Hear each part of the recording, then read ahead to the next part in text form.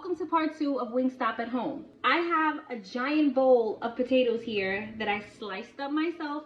You don't have to do that, okay? I just happen to have potatoes and I was not trying to spend no money on some frozen french fries. So I said I'll just slice them up on my own. Was it time consuming? Yes.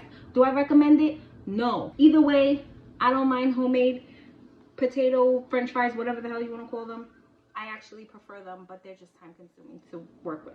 So I have them in the cold water bowl. They've been sitting in that cold water for about half an hour now. And now I have a bunch here that I've already dried and they're ready to go into the hot oil. The reason why I like the hand cut ones, so like even if you go to the freezer section, you want to get the hand cut ones because they look like the Wingstop fry and they are cut up potatoes. They've got the skin on them still, and when you fry them and then toss them in the seasoning, they're really gonna have that like Wingstop feel and flavor and stuff like that. So I definitely recommend the hand cut ones, not those like regular frozen french fries. My oil is ready, so as soon as these go in the oil, I'm gonna put another set of fries out to dry so that they can sit out while these are cooking. I'm gonna put these to fry about halfway through the cooking process.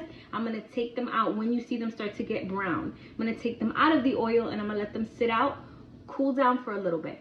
Once they've cooled on a rack, I'm gonna throw them back in. We're gonna do a double fry on these bad boys because that is how you get the ultimate crispy.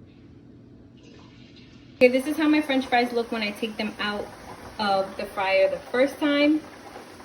Don't make fun of my little things. I got this dehydrator set for the Ninja that I never use, and yeah, they work just fine for this, so I might as well get some use out of them. Okay, so now I'm going to show you how I make my Wingstop fry seasoning. I'm not claiming that this is authentic in any way. This is just a couple recipes that I saw online and I took from all those different recipes and put it together and made it my own. I've already tried this. Trust me, this is delicious. It's pretty damn close. So if you know the authentic recipe, you can go ahead and let me know in the comments in this video and then I'll give that a try. But this is how I make it. In here I have a teaspoon of regular granulated white sugar and brown sugar, a teaspoon each. I'm gonna take 2 teaspoons of granulated garlic. This is not just one serving of this. I'm making a bigger batch. 2 teaspoons of onion powder. A teaspoon of black pepper. Give that a little bit of a mix. Try to smash some of that brown sugar. And then salt. I only have a little bit left in here, so I'm just going to use whatever's left in here. Honestly, I'm not the biggest fan of the cracked salt, but this is all they have as far as pink salt is concerned. I'm not too worried about it. You can always add more salt later on. And then my favorite thing is paprika. Paprika is going to give this a nice color. So I'm gonna add 2 teaspoons of paprika. And there you have it.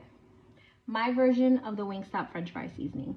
I'm gonna take my fries once I've drained them, and I know that when I showed them before, I had started draining them on a rack. For me, this is just better. I just feel like it gets all that oil out. They were staying too greasy, and then I was gonna double fry them, and it was just gonna be too much. So in here I have my delicious Wingstop fry seasoning that I just made. I'm gonna sprinkle that right over those hot fries, as much or as little as you like. Nice toss.